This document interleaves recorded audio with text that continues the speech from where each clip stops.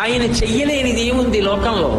వాసుకి పేరు చెప్తే హడిలిపోతారు. అంత పెద్ద సర్పం, అంత పెద్ద సర్పాన్ని తీసి మెడలో హేళగా ఆభరణంగా వేసుకున్నాడు. ఆదిశేషుడు 1000 పడగలతో భూమిని మోస్తాడు. అటువంటి ఆదిశేషుడు ఎగిరి కాలిని పట్టుకుంటే పాదానికి అంజల అలంకారం చేసుకున్నాడు. ఆయన చెయ్యలేనిది ఏముంది లోకంలో. హాలాహలాన్ని చూసి అందరూ భయపడిపోతుంటే ఆయన దగ్గరికి వెళ్ళి బ్రతిమాలేరు.